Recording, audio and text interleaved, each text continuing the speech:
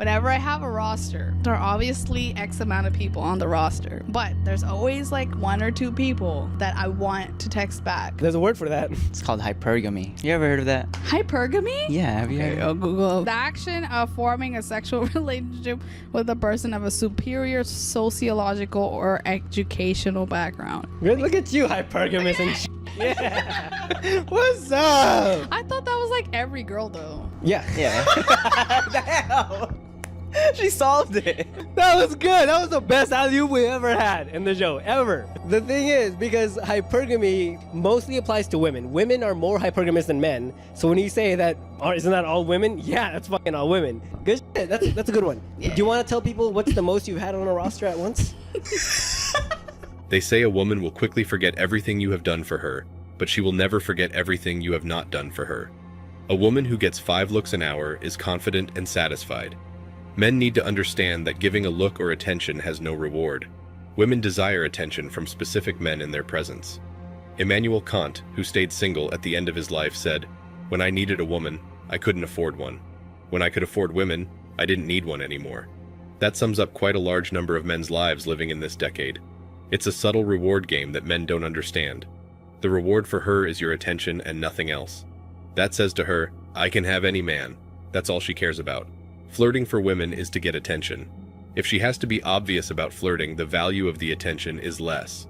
Rejecting a man's attention in a public place elevates her value or status, even if she would like to engage in conversation with that man.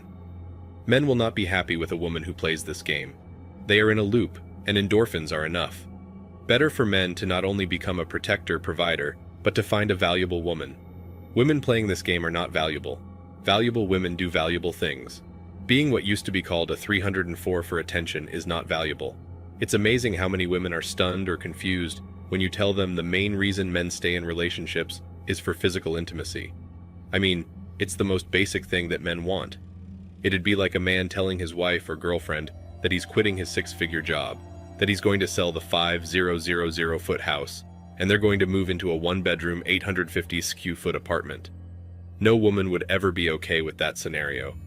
Humans are relatively unique in the animal kingdom in that we can use our intellect to rise above our base instincts, but it's often an uphill battle, and the influence will never stop being there. Some things are easier to suppress or move past than others. Something as powerful as sex mating drive will likely not be something we can just ignore for some time.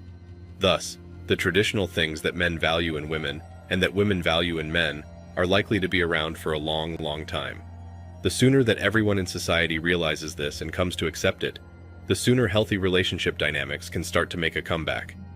As long as the family courts, laws, and media do not continue to muddy the waters and make relationships both risky and dangerous prospects, things tend to always reach some state of equilibrium eventually. It just might be a decade or 3 before we see meaningful changes wrought in society. In the meantime, I think we are going to see the disturbing trend of men leaving the relationship market and women being unhappy and alone continue for a while. More and more governments are probably going to start financial incentives for men to marry women or have children because the current economic system is unsustainable without constant population growth. Men deciding more and more not to get in relationships or have children is going to have politicians and probably business executives crapping themselves in the near future, if it hasn't already. Our biological urges, instincts, and drives are still very much the same as they were 10,000 years ago, or heck, probably 50,000 years ago. Human society and knowledge have advanced far, far faster than our biology has or can. It is no surprise then that relationships in our rapidly changing modern world are failing to remain successful when the underlying components that mostly lead to successful long-term pairings are still something out of the Stone Ages, and modern rules and suggestions ignore parts of that. That is also not going to change much for more centuries and millennia unless we as a species gain the technology to drastically alter our DNA, which is still quite illegal and not yet even possible. Quite possibly not even advisable, though epigenetics does allow for a bit more human timescale adaptation than changing of the actual genes. Until that moment in technology arrives, and only if we as a species agree to use it, hopefully responsibly, women will need to accept the simple truth that relationship dynamics are not what feminism and modern advice have sold them. Another thing to note about women's selection when it comes to mating is that they select men that are relatively high value, as in, They pick the best men available to them at that time. If you get a room with 10 women and 10 men, 9 of whom are trash and 1 man is average, those 10 women will look at the average guy like he's a Greek god. Conversely, change those 10 men to where 9 of them are exceptional men, and the other man is slightly better than the rest by 1%, and he will be looked at as a Greek god, while the other men will be treated the same by women as below average men would.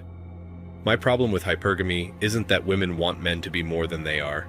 I understand that. It's just how women were created. And there's nothing wrong with that.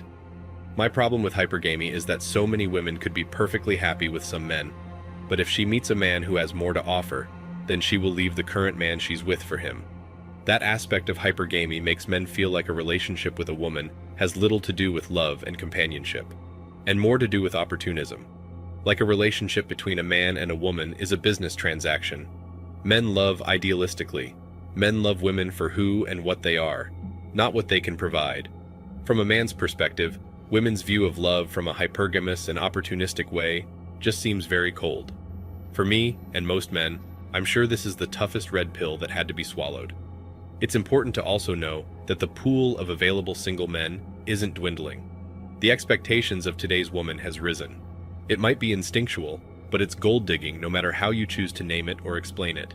As men learn more and more how happy they are single, a good man will become even harder for a woman to find. Happy hunting.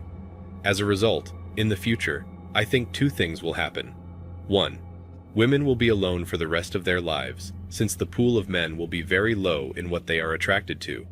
Or if they do get into a relationship, they will either get the more feminine type of guy who is very lazy, but they will have to take on the masculine form in the relationship, which will make them very unhappy. 2. Women will stop trying to compete with men in terms of financial or work success and come into their feminine form and not care as much about their financial or work success, if they do continue to work, and focus more on the traditional values. I've seen this a lot more in recent years in my personal life and on social media. But honestly, if a guy is working on his purpose and out meeting people and bettering his life to make him more attractive, I don't think the guy has anything to worry about because his options will broaden as he betters his life. I think the people who have to worry are the overly ambitious females and the lost men who don't have a purpose. So guys, don't be put off by the challenge of self-improvement. Being a high-value man isn't just about attracting women, it's about cultivating habits that benefit you personally. It's understandable to feel frustrated, but don't let resentment stop you. Self-discipline and daily growth give you a mental toughness that's invaluable. What's more, this journey can even lead you to a supportive, high-value woman, making it even more rewarding.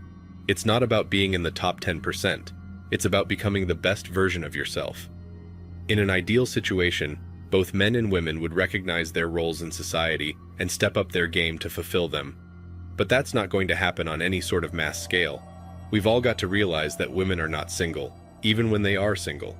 Remember, a man's loyalty is tested when he has everything. A woman's loyalty is tested when her man has nothing. Thanks for watching The Circle of Kings. As always, we're looking forward to your support.